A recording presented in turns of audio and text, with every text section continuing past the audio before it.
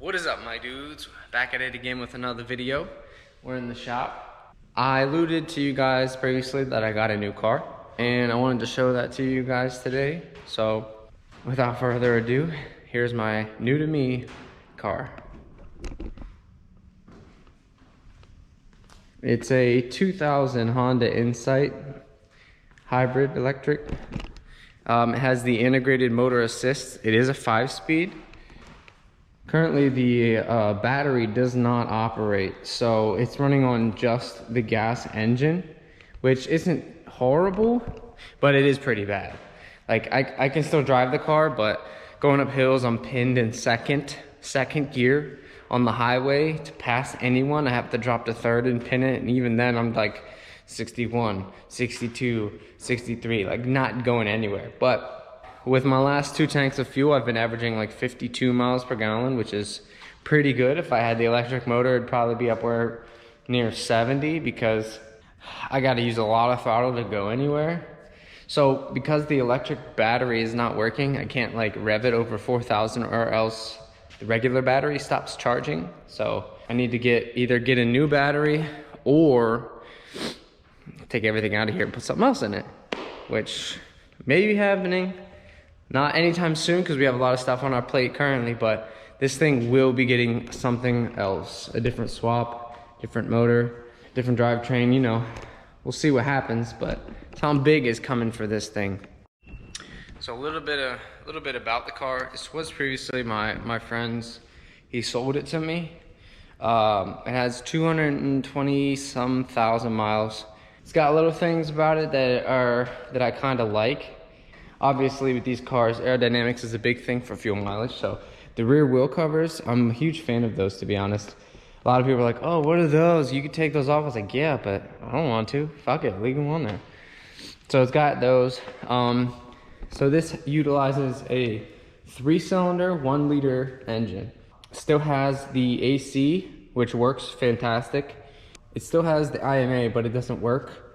Currently I would need to get a new battery, which is somewhere along the lines of $1,900, and I don't want to spend that. So eventually this will be coming out and something really nice will be going inside there, so stay tuned for that. This thing will be getting something crazy, okay? No, not normal crazy like everyone else does. Some crazy, okay?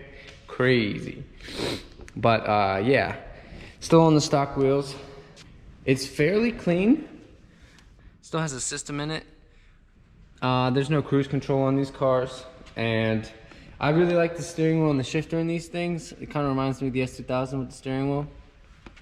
Also, if you know anything about Insights, this is not factory piece. My buddy actually pulled this from, I think, an EG or an EK, but he modified it so it would fit in here because driving in this thing without an armrest was pretty uncomfortable. So that's cool. We got a little armrest. That's pretty neat. There's not very much space in here to haul anything, although I was using this as like a work tray while I was working on the Miata, and it's got a little bit of space, but not really much to do anything with, to be honest. There's not much room in here at all.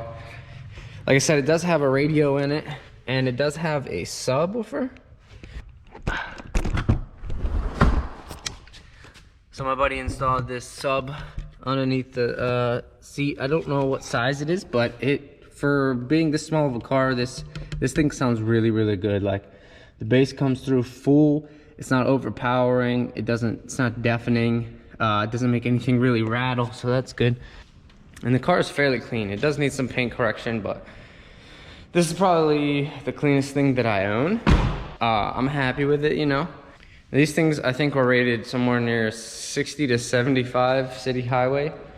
I don't get that because the IMA is not working, because the battery it's not working. So my last tank, I got like 49, and then the previous one I got 53. So right now I'm on my way to like a 52 mile per gallon tank.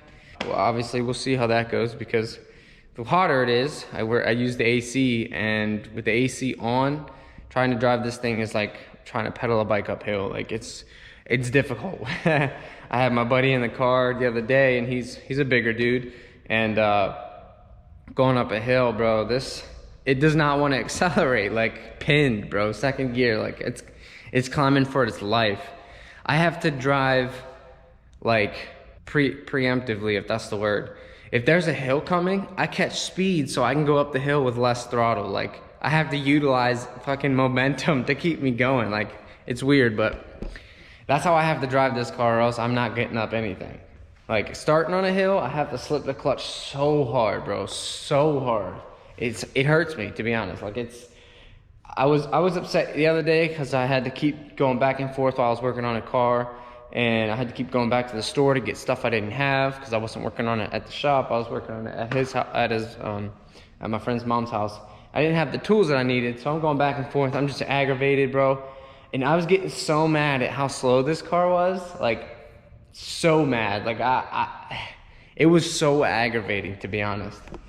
I keep talking about how slow it is, and it's horribly underpowered. Like they should have made this car with at least a 1.5 liter 4-cylinder.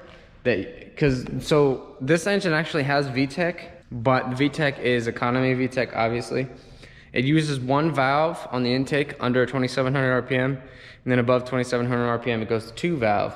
If they would have had like a 1.5 liter with that same technology, they might have got maybe 10 mile per gallon less average, because you'd have had more torque. You wouldn't have had to use as much throttle. Like, it's crazy how underpowered this thing is without the electric motor. They should have built this thing to be able to drive fine without the electric motor, because right now it's almost unbearable.